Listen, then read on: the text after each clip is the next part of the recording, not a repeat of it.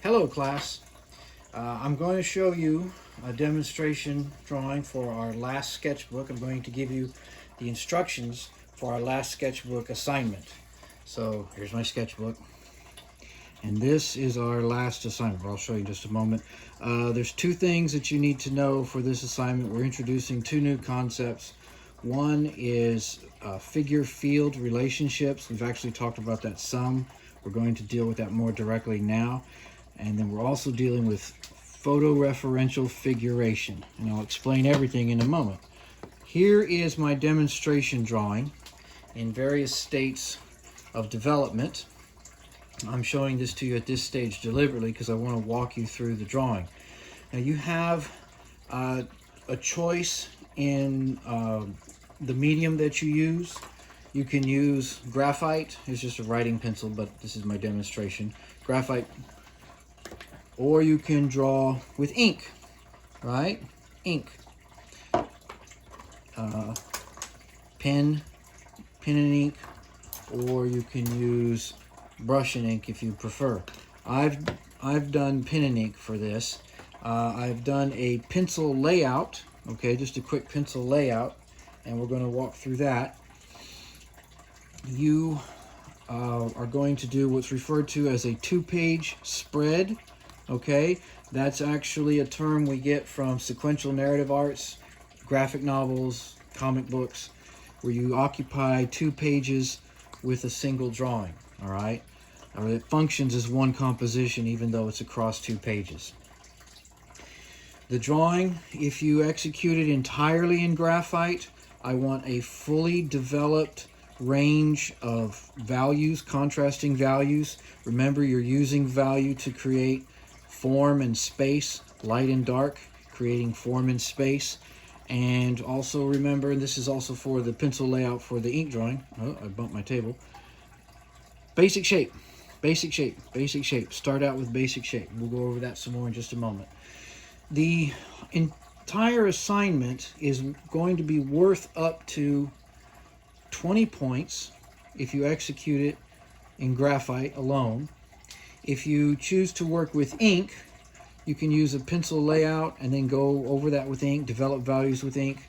It's potentially worth up to 25 points. I think our ink is a bit harder to work with, so I want to reward that effort with a little extra bonus point. Right now, I've given you enough assignments in your sketchbook that if you hypothetically got 10 points for each drawing that you made or each assignment that you made, that you finished, then you should be up to about 90 points. So this assignment at 20 would put you over 100. So that's great. Some of you have less than that. Some of you may have missed an assignment. So here's a chance to get caught up. Potentially 25 points if you do it with ink, 20 points if you do the drawing in graphite. Now, let's talk through the drawing for a moment. Photoreferential figuration. There's a term you probably haven't heard much before. What does that mean? That means I'm using photoreferential source, okay? I went and took some reference images for the drawing I wanted to make. This is actually 2 images here. Let me uncouple these. So I had one image of my model, the figure, right? And then another image I took of the space. And then I've brought these images together. I'm actually taking out the center, or I'm taking out the right half of that image and replacing it with the extreme right half of this image. And I've created another composition. Basically, it's a young girl watching television. Okay, we spoke in the last demonstration where I was showing you how to draw a head. We spoke about using photography and about using photography properly. This is an example of that. The drawing is not simply a copy of the photographs.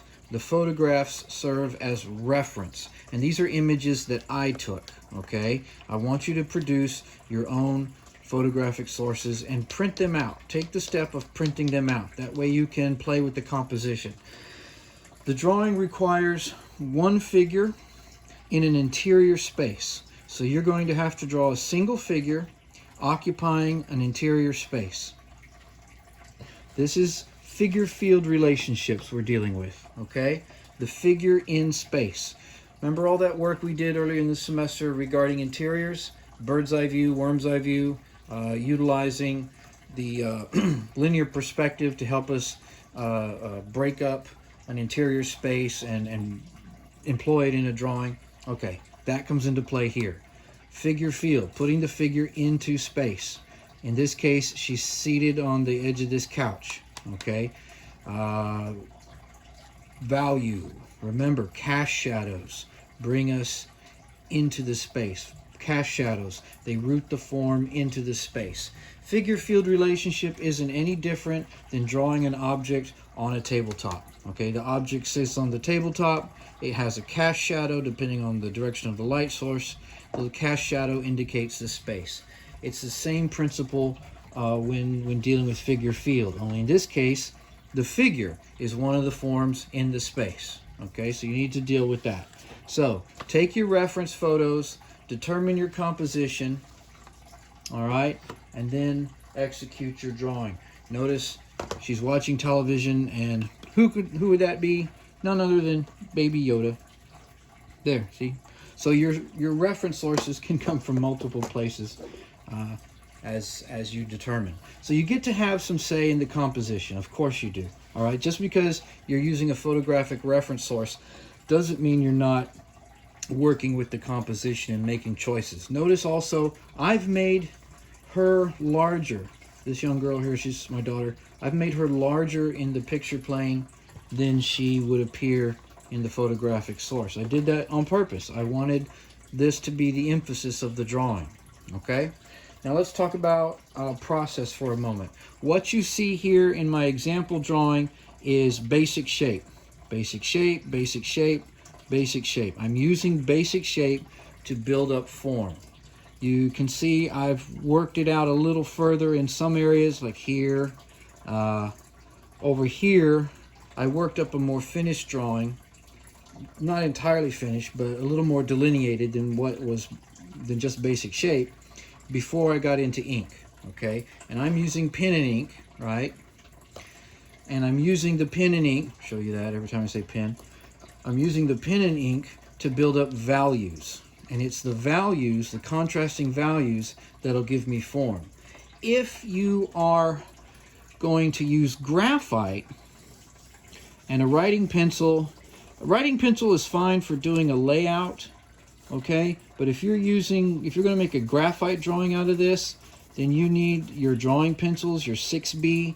I would also recommend an 8B and a 10B so you can get some really deep, dark, rich tones, okay? Because you need fully a full range of values to develop the drawing.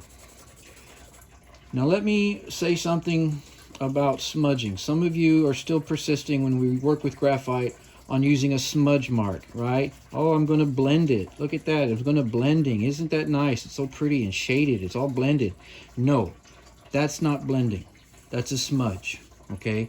That's not shading. That's bullshit. That's right there. Don't do that, okay? Use a cross contour mark. Use cross contour mark, okay? You don't need to blend the values. You need to build them up using cross contour mark. Develop cross contour mark to develop contrasting values. Now, if you're going to use pen and ink or brush and ink, then you don't need a fully developed or fully realized value structure with the graphite. You simply need to develop a good reference underdrawing, you know.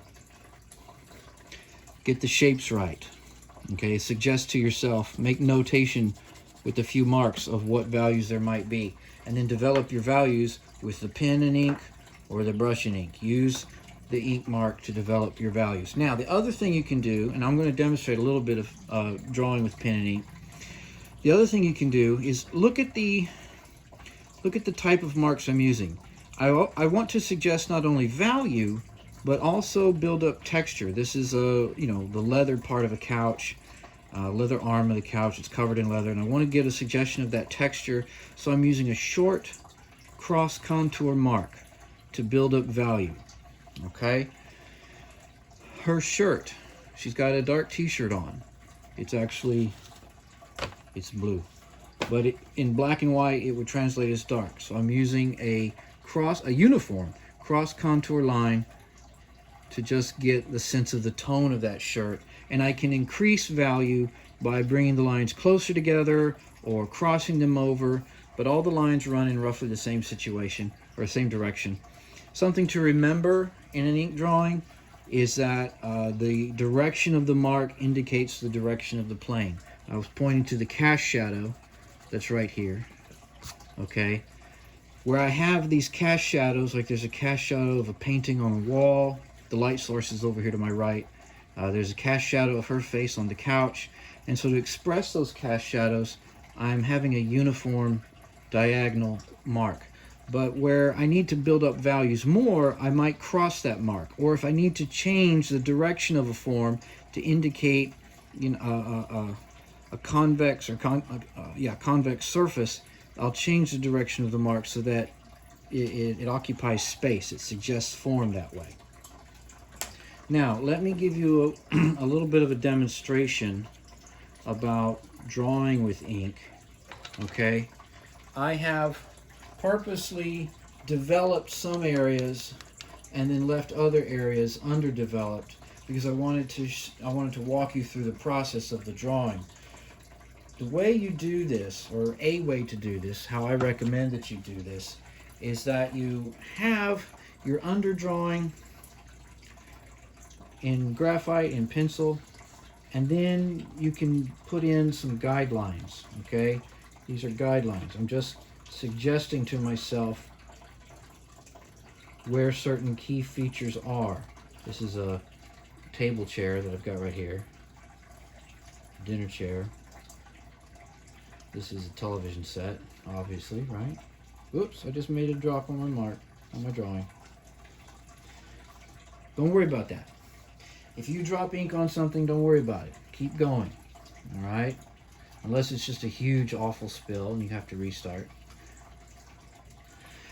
What I'm trying to get to is that you don't need to develop a high resolution in the drawing right off the bat. You want to lay down some key marks so that you know where things are in relation to each other, okay?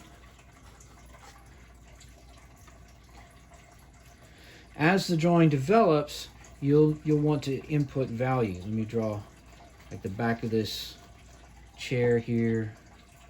There's some good value going on right there.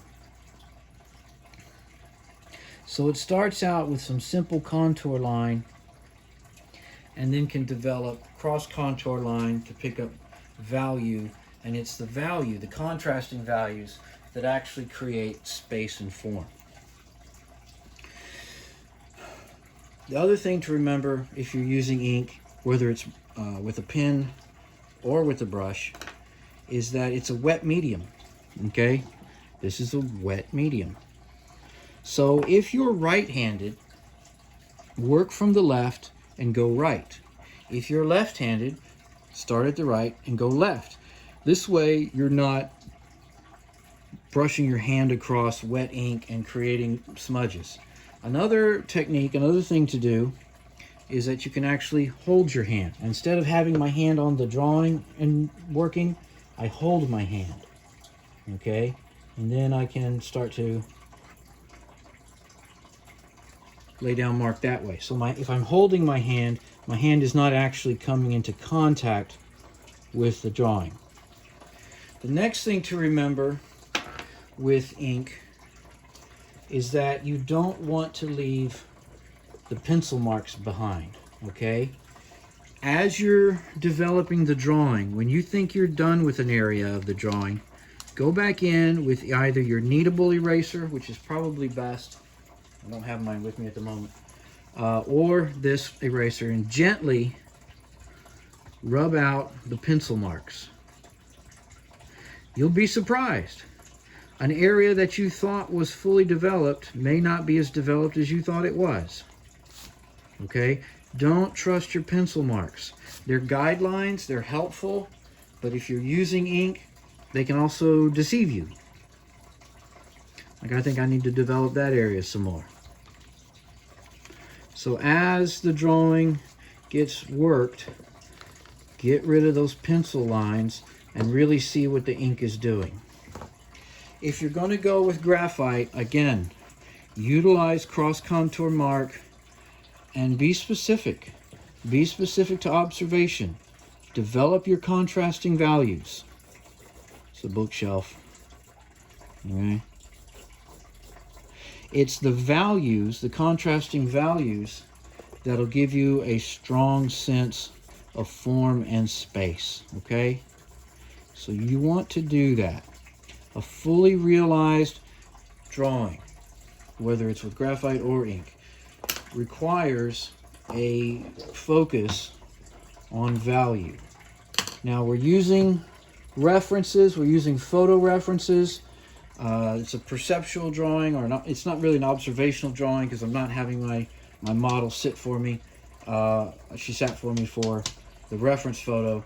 It is a referential drawing in the sense that I'm referencing the photo. Okay, that's why we call it photo referential figuration. It's a figure, photo reference, all right, and I'm looking at it. What else can I tell you about this? Okay, so it's obviously a representational drawing. I'm representing that model, this girl, in this space. Okay, so that's the basic idea. Just to go over it one more time. Make your photo references. Start thinking about your composition. What do you want to do? Get your layout going. 2-page spread, 2 pages in your sketchbook, left and right. Make a determination. Do I want a fully developed, fully realized graphite drawing, or do I want to go for the bonus 5 points and use ink, right? Pen and ink or brush and ink. I'm going to ask you not to mix the two. Pick one, okay? Pick one. Pen and ink or brush and ink. Or graphite. Okay, that's the assignment. This is our final sketchbook assignment. All right, once you've completed this, I would have given you enough assignments that we have well over 100 points potential, okay? This assignment, if it's graphite, is worth up to 20. If you do it in ink, it's worth up to 25. When I email you this demonstration video showing you this assignment, I'll also write these things down in the email, and I'll send you some developmental photos that I took of the piece as it was in process. It's nowhere near finished. I just wanted you to see the process. That's why I left it like this. Now, the other thing I want to tell you about this process, this assignment, this sketchbook assignment, is actually practice for your final drawing, okay? Your final drawing, ooh. And I'm going to send you the instructions for that soon, okay? I'm going to develop a demonstration drawing. It's in process now as we speak. And when I get it a little further along, I'll be sending you the instructions, and you will be using a photo referential source for that. And it's also going to include, remember that little history piece I had you do? You found a piece from history, a painting, figurative painting from history, 2 figures, all right, minimum 2 figures, and you made some changes. You made a little change, you did a little something to it. Okay, we're going to go back to that piece. Keep it, all right? Make sure you've got your image of that. And that's going to be included in the process for the final drawing. Don't worry about it at the moment, but understand this sketchbook assignment is practice for the final drawing. Figure field relationships, all right? 2 key concepts from this assignment. First, figure field. Put a figure in an interior space. Draw it in an interior space. Photo referential figuration. We're going to practice using photography as part of our reference process, okay? Take as many photographs as you need. Here's what I recommend. Document your model in whatever pose you want to put them in for this assignment. Document the space that they're in. Figure out what you want to do for the composition. Do your layout, okay? And then decide whether it's going to be graphite or ink, either pen or brush. Okay, that is my demonstration for this sketchbook assignment, the last sketchbook assignment that I'm going to give you for this semester. And I'll be back in touch soon with instructions for your final drawing.